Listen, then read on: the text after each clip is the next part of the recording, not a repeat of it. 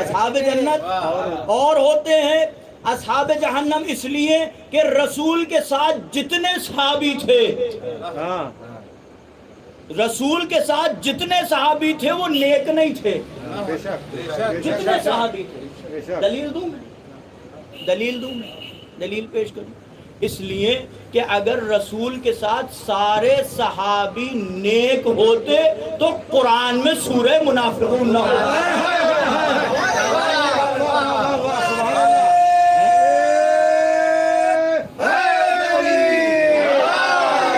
قرآن میں سورہ منافقون کا ہونا اس بات کی دلیل ہے کہ وہ جو رسول کے ساتھ میں بیٹھنے والے اپنے آپ کو صحابی کہتے تھے، قرآن کی نظر میں صحابی نہیں بلکہ منافق تھے.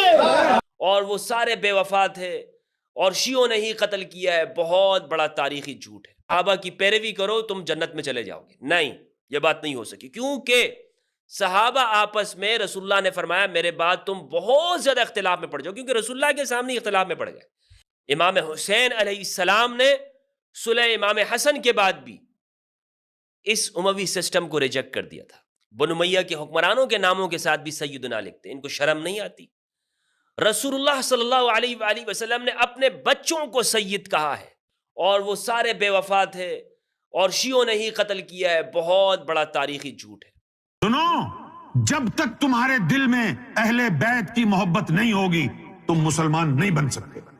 جب تک تمہارے دل میں سیدہ فاطمہ کی الفت نہیں ہوگی، محبت اور ادب نہیں ہوگا، عظمت نہیں ہوگی، مولا علی کی محبت نہیں ہوگی، حسن و حسین کی محبت نہیں ہوگی، تم مسلمان نہیں بن سکتے.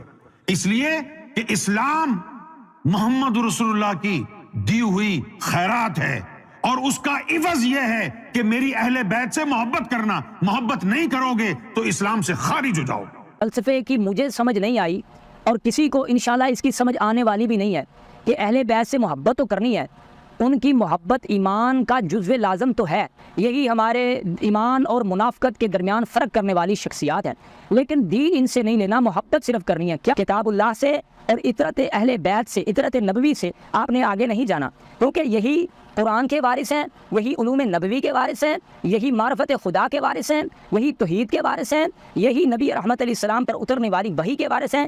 ان سے آگے گزرنے کا مطلب یہ ہے، ان سے آگے بڑھ جانے کا مطلب یہ ہے کہ آپ نے اللہ اور اس کے رسول کے آگے قدم بڑھایا ہے. فتہلکوا، اگر ایسے کرو گے تو ہلاک ہو جاؤ گے. آج ہماری ہلاکت، امت کے انتشار، فرقہ واریت، امت پر تباہی، بمباری اور برود کی بارش کی واحد وجہ ہے کہ ہم نے پیغمبر علیہ السلام کے اہل بیت سے، قرآن کے اصل ورثاء سے، نبی علیہ السلام کے اصل وارثین سے دین کو حاصل نہیں کیا. سب جھوٹ ہے، سب جھوٹ ہے. حدیث کے نام پہ پھیلایا گیا جی سرما لگاؤ، نئے کپڑے پہنو، اچھے کھانے پکاؤ، بچوں کے اوپر ہاتھ کھول کے بانٹو. کیوں؟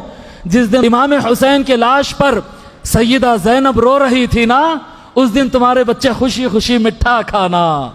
اے ہے ہے نئے جس دن سیدنا امام حسین کے لاش مبارک پہ سے کپڑے پھاڑ کر نکالے جا رہے تھے، وہ ٹائم پہ تم نئے کپڑے پہنو. ہائے ہائے ہائے ہائے، کیا بغض والی روایت پیدا کی ہے. بتاؤں گا سب.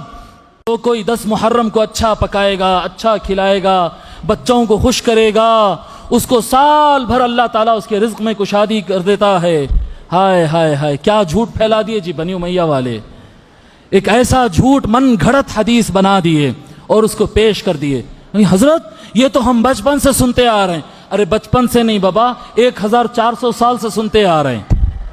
1400 سال سے سنتے آ رہے ہیں. میرے حسین کی یہ کشتی جو کربلا کو جا رہی ہے، یہ سفینہ نوح ہے. ظالمہ، تم یہ کہتے ہو کہ حسین اکیلے چلے گئے. کیا کہنا چاہتے ہو کہ نبی کا خون، نواسہ رسول، جنت کے نوجوانوں کا سردار جو ہے، اسے پتہ نہیں تھا کہ میں کہاں جا رہا ہوں؟ من چلا لڑکا تھا کوئی، نعوذ باللہ، نہ سمجھ تھا، جو اپنے پورے کنبے کو جمع کر کے اپنی بہنوں کو، بیٹیوں کو، اپنے بچوں کو، اپنی اولاد کو لے کے کربلا کی طرف 8 ذوالحج کو جب لوگ کعبہ کا طواف چکر کاٹ رہے ہیں، میرا حسین اپنے احرام کو توڑتا ہے، حج کے احرام کو، اور کربلا کی طرف سفر شروع کر دیتا ہے. جتنے شد و مت سے یہ یزیدیت، یہ خارجیت، یہ جناب فرعونیت، یہ بدبختی میدان میں اترے گی، اللہ کے فضل و کرم سے اتنے ہی شد و مت سے ہم حسینی میدان میں اتریں گے.